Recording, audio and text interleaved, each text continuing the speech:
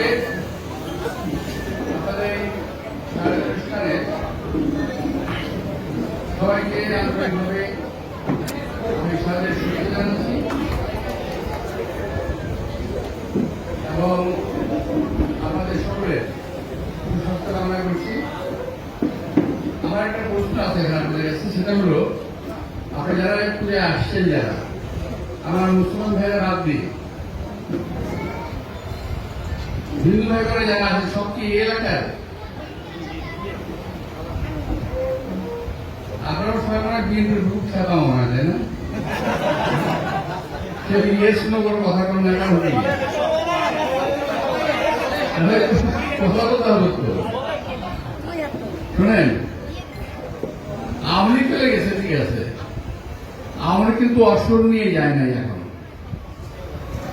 অসুর আছে সঙ্গে চলে গেছে, অসুর কিন্তু রয়ে গেছে। সুতরাং আমি কিন্তু দেখি নাই আমার এই বয়স পর্যন্ত যে বিএনপির সময় কোন হিন্দু ভাই কিংবা বোন নিপীড়িত হয়েছে আমি দেখিনি। এটা যদি হয়ে থাকে না, আমি বলতে পারেন, কোন অসুবিধা নেই। আমি দেখেছি আমাদের সময় কিভাবে আমার জন্মগত এলাকায় আমার চেয়ে ভালো কেউ বলতে পারবে না, অন্য কোন রাজনৈতিক দল, অন্য কোন নেতা কেউ বলতে পারবে না। আমি মারা যাওয়ার পর এরাও কেউ বলতে পারবে না। আমি আমার এলাকায় যত হিন্দু ভাই বোনদের দেখেছি ছোটবেলা থেকে পর্যন্ত আছে, তারা কিছু কেউ নাই, সব চলে গেছে। এখন হাতে আজীবনের আছে, হাতে গোনা কয়েকজন। কারণটা কি?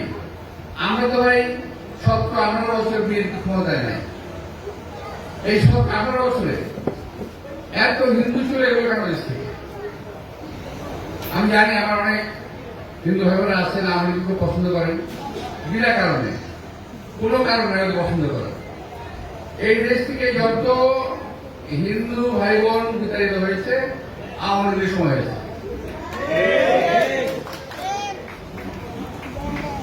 তো এটা আমার দেখা। আমি ছোটবেলা থেকে আমার ক্লাসমেট যারা ছিল ওরা বেশিরভাগ হিন্দু ছিল। সুদিন স্কুলে পড়াশোনা করেছি, সেন্ট্রাল হাই স্কুলে পড়াশোনা করেছি, এদের বেশিরভাগ হিন্দু ছিল। আজকে আমি তাদের কাউকে দেখি না, কেউ নাই। কোথায় গেল সব হঠাৎ করে?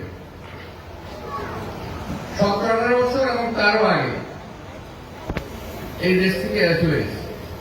এবং আপনি দেখবেন ওই যে যারা চলে গেছে, যাদের হিন্দু সম্পত্তি যারা ছিল, সম্পত্তি, এই সম্পত্তি কিন্তু কোনটাই বিএনপির দখলে নাই, সব আওয়ামী লীগের দখলে। আমি দেখি বিএনপির সময় এই এলাকার হিন্দু ভাইয়েরা যত নিরাপদ, আর আমার সময় যত নিরাপদ ছিল, দেশনেত্রী বেগম খালেদা জিয়ার সময় যত নিরাপদ ছিল, অত নিরাপদ কিন্তু হিন্দু ভাইয়েরা কখনো ছিল না। এমনকি গত 17 বছরে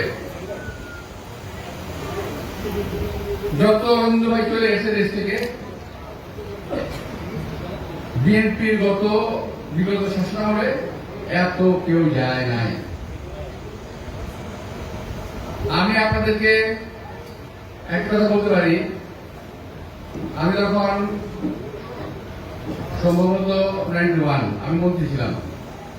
হঠাৎ করে রাত্রে 1টার সময় দেশনেত্রী বেগম খালেদা জিয়া আমাকে ফোন করলেন যে আব্বাস, তোমার এলাকা হিন্দু প্রধান এলাকা কটা আছে? আমি বললাম আছে তো বেশ কিছু, 10-15 আছে। কি করতেছো? আমি বললাম যে ঘুমানোর প্রস্তুতি নিতেছি। একটু ঘুমানোর দরকার নাই, লোকজন নিয়ে সমস্ত এলাকায় পাহারা দাও।